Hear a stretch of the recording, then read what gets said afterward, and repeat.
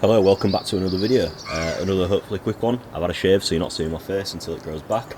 And yeah, today I'm going to be showing you how to debadge your car. So this is how I do it. There's plenty of methods. So a lot of people tend to use a heat gun and then get like some fishing wire behind it. I'm just going to show you what works for me, and it ends up with sort of the least residue left behind, and it's sort of the quickest and easiest way to do it, and then I can just get rid of the residue and it's like it never happened. So just before we go any further, just like to let you know we're nearly at our subscriber goal of 200 subscribers. So that's a lot for me. So if you are watching this and you aren't subscribed, please do click subscribe. It doesn't cost you anything and it really helps the channel out. And we want to keep growing and keep producing content for you. So thank you.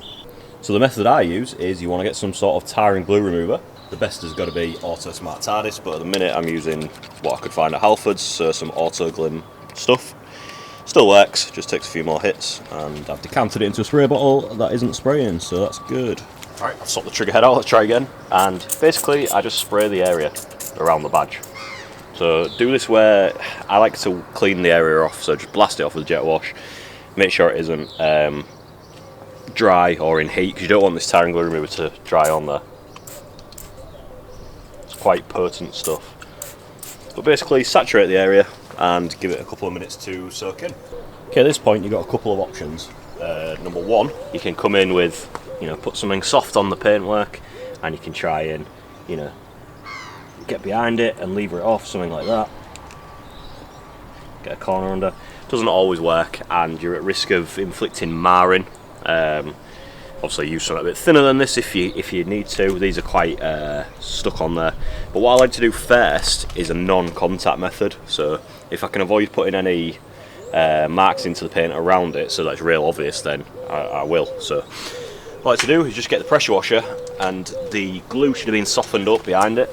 If it's just using the normal sticky tape, double-sided tape that the manufacturers use, presuming someone hasn't super glued it on there, which I have had before and that was a nightmare. But anyway, you want to come in, get your pressure washer and get really close.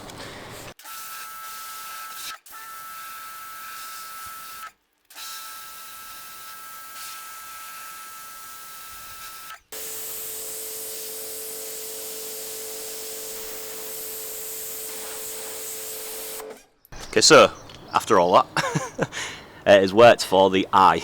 So it's blasted it off, it's left a tiny bit of residue because you're not sort of cutting through it and leaving it. That's why I like it, kind of gets behind it and lifts it up. Obviously this works better if you've got a more powerful pressure washer, or if the glue is already a bit weakened. The C and the D is actually still quite stuck on there, so I'm going to have to use a contact method. But that's fine, we've chosen the least aggressive method first.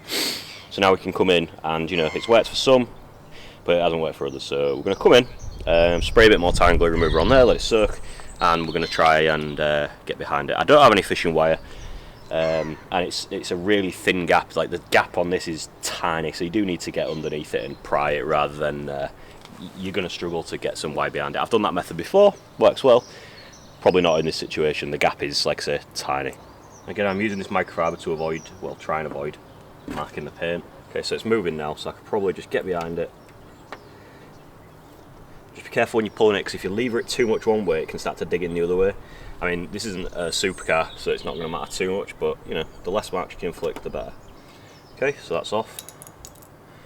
Same with the D. And that's off. So, let me just show you how, can I get this to focus? I'm not sure. How thin the glue is on the back of here, the double-sided tape. I don't know whether that's from the factory or whether it's worn down over time or what, but there was literally not even a millimetre gap in there. It was almost touching the paint, the actual, in fact it pretty much was, so you can't get a fishing wire behind there. It's really awkward. Well, you can, that method does work, but yeah. So, just got a bit of glue residue left, as you can see, where the CDI was, and we've got a bit of crap around there. So spray a bit of tire and glue remover, let it soften this up, and then what you want to do is, well, I'll show you. So the best method is to try and just get it with your fingers, if you can. Cut your fingernails, and yeah, you can kind of just pull it off, and it comes off. Some of it will come off, you'll find it, this varies car by car, some of it will come off really easy and it'll be an absolute breeze. Some of it will be a nightmare. But you can kind of pull it up this way. Just don't gouge in too hard. Sometimes, if it hasn't been softened properly, what it'll do is it'll ball up so you can kind of roll it off with your thumb, you know. So I'm just going to get the most I can off here with that. Just use an old cloth and just remove what's left. You want your surface to be clean before this, so you're not spreading muck into the paint as well, because that'll cause obviously more swirling. And you've got the badge off. Now, what you'll likely see is, see if I can show it on the camera. It's really hard to photograph because this is silver, really hard to capture on camera. What you'll see is you can see the ghosting, where the CDI was. There is a mark underneath there.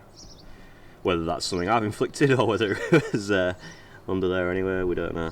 Upon finishing this, it was pretty evident that I think it was induced by someone else, and the badge was there to cover it up. So on the other side, when I removed that badge as well, which I don't really show in that much detail on camera just for the sake of brevity, you can actually see a mark under there that looks like it was a big gouge, and it's been filled in with just the nearest silver paint they had. So I think it's been gouged at some point in the past. These have been replaced, and that's what this damage is. You see the ghosting. We'll get to that in a bit. What I'm going to do is I'm going to whip off the other side using the same method, and then I'll show you how you deal with the sort of ghosting and any little marring and scratches you may have induced while you were there. So turn the camera off for that, I'll be back in a sec. Okay, so you can see the ghosting on this side really badly where the 220 was. So what you want to do next is, you can do this by hand, but I'm going to use a machine polisher just because I have it and it's going to save me a bit of time. But you basically just want to take some sort of polish. I'm just using Meguiar's M205 here, and because the Mercedes paint's quite soft, and then you just want to do a few passes over it and that should remove that ghosting. It's basically ingrained muck and dirt that's been left behind, you know, where the actual lines of the badges were. It's been smushed in there over the years.